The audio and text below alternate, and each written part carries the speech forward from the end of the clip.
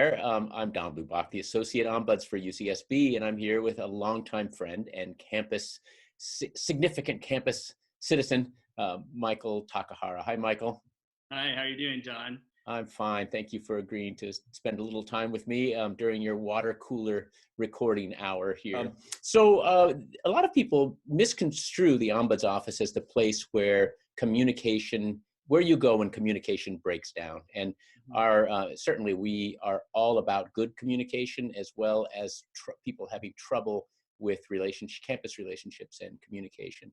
But I thought of you right away as an example of a great communicator on campus. And so I wanted to talk to you about a couple things.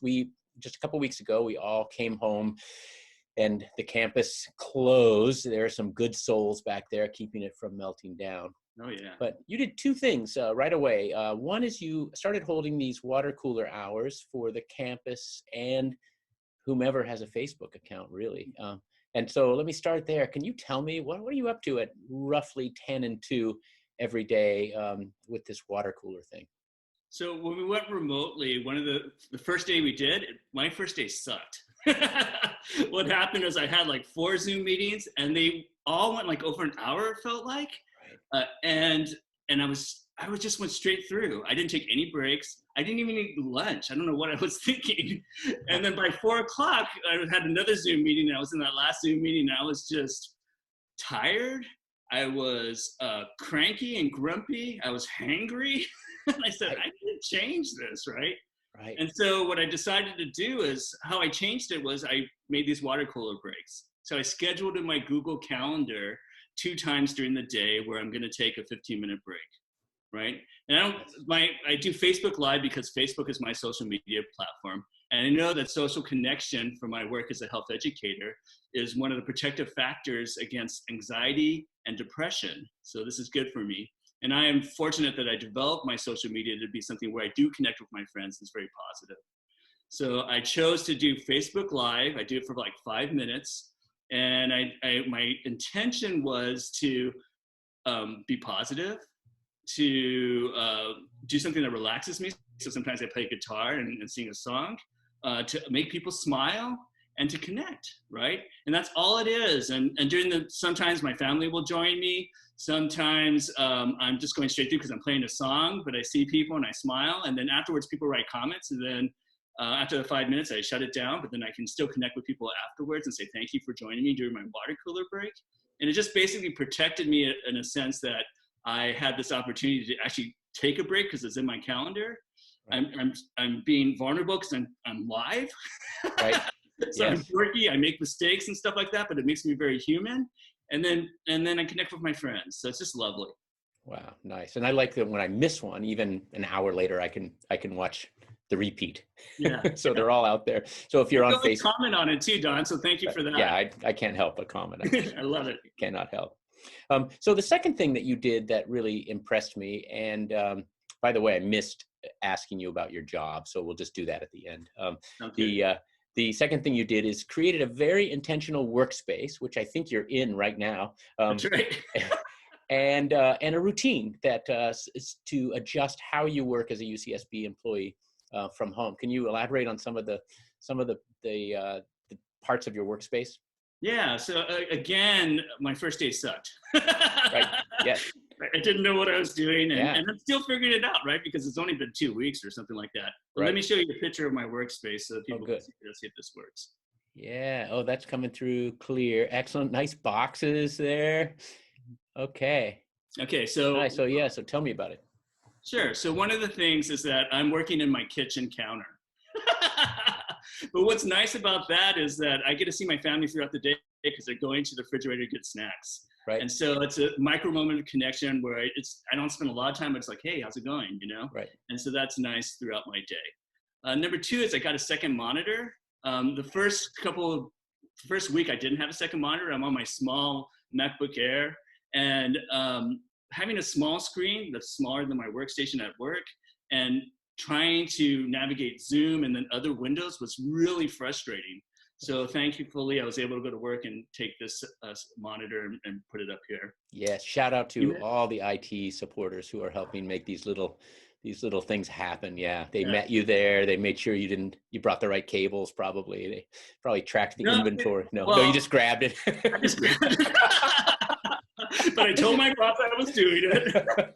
And I work in student health, so I made sure I washed my hands and I went through the right door and all that kind of stuff. Okay. I didn't break any laws, Don. Okay. Good. The other thing you mentioned are boxes, right? So I'm used to having a standing desk. So I stocked, first I was using books, but then I got these boxes, put everything on boxes so I can stand because I'm at my kitchen counter. But I also have a stool here, so when I get tired, I can just scoot it over and then adjust my screen like this, so I'm still visible, but I can rest my legs. Yeah, good. So it's not perfectly ergonomic, but it's better than just sitting all day for me. Right. Yes. The other thing that I do is I keep a journal next to me, or this is my planner basically. Right. Yeah. And so during Zoom meetings, I can't type at the same time. It's too distracting to me. So if I have something I need to remember, I just take out my pen and I write it down. And then at the end of my day, I always take time to process all my notes that are in my journal. Yes. So I put it into my to-do list for the next day if I haven't gotten to it yet. Excellent. And so the other thing that I do is that I do create at the end of the day what I need to do the next day. So I don't like waking up in the morning. Like I tried to do this at first and it's just too stressful. I like to plan for my next day the night before, saying, I just look at my calendar and I write down, I use an app called Day One, but you could just use a piece of paper. And I say, okay, in the morning, I'm going to first film my wife for her kindergarten class, right? And then I'm going to eat breakfast or whatever. It's as simple as that, making sure I have my lunch breaks in there and all my meetings that I have. So that's really helpful. And then the last thing is because I'm in the kitchen space, I make sure that I clean out everything. I wash all the dishes. I wipe down the counters so that when I wake up in the morning and I come to my workspace, I'm not having this environmental stress of clutter and stuff like that. I love routine. I love routine. It just takes the stress out for someone like me who kind of needs that, because if I don't have routine, I get kind of stressed out making decisions. And I'd rather do those decisions ahead of time so I don't have to use them during the day when I need to use that limited amount of decision-making ability that I have for the things that are important. Yeah. Oh, so good. And you you alluded to your family. You are working from the family kitchen. Anything that's working well with you? It sounds like you're supporting your partner in her class. So it's very nonlinear. You're doing UCSB work and then you turn over and do some work for the local kids and you're doing some parenting. How's it going with the family? Oh, it's crazy. But think about this, right? So I have Cheryl, who's a kindergarten teacher who needs to do Zoom meetings with her 25-year-olds. Right. And then she's also filming lessons throughout the day that she puts up so they can watch those and do those. Then I have an 18-year-old who's a senior at DP, so she's doing Zoom classes. And then I have a second year at Santa Barbara City College, so she's doing Zoom classes. And of course, I have my Zoom meetings as well. Yes. So Wi-Fi can be challenging sometimes. Yes. So one of the things that I've done is I tell them I do a meditation on Fridays for compassion. And so I said at 1 o'clock, just for half an hour, nobody's on Wi-Fi except for me. Right. Okay. So kind of scheduling the Wi-Fi for your meditation course and so forth. Good. Right. And we all have to kind of manage around each other. Right. The other thing is we're lucky we have a house, so we have separate rooms. And so we kind of send people to the rooms where they're going to do their work. And so it doesn't bother other people while they're doing their work. Yeah. As I said, giving support to Cheryl is really important to me. One of the things I do on my daily checklist is I have a set of intentions. And so I have 3 intentions for every day. One is do no harm. Number 2 is practice self-compassion towards myself. Mm-hmm. And then number 3 is to connect with Cheryl. So every morning we have this sort of routine where I film her and her lessons for the first part of the day at 7 o'clock, and we just do that. And then sometimes I help her with her Zoom meetings because they're meeting every day at 8:30, and I'm kind of like the tech support for that. And so in a way, I'm sort of buying goodwill. Yeah. But also Cheryl's love language happens to be acts of service. So I'm also feeding my relationship while I do that as well. Wow. And this is something that was really hard for me to do at first because I felt like I'm so black and white, John, as you know. And so I feel like when it's 8 to 5, I should always be working. I shouldn't be doing anything else. Right. But the reality is I'm an exempt employee, right? And I got to get my job done. So I'm working mostly 8 to 5, but sometimes I'm going to be working later than that. Sometimes I'm going to be working earlier than that. And I just come to peace with that. And then the last thing I do, I think that helps, is that I create healthy snacks and prep my meals ahead of time, so I don't have to make those decisions as well. And so I just have it available, like I have grapes or I have apples, and my lunches are all prepped ahead of time. So I don't have to, what am I going to eat? Which is the worst question. The answer is always, Yeah.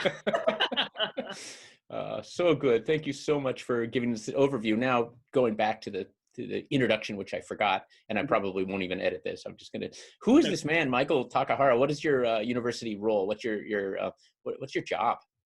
Yeah, so I work for the Department of Health and Wellness, and I'm a health educator there.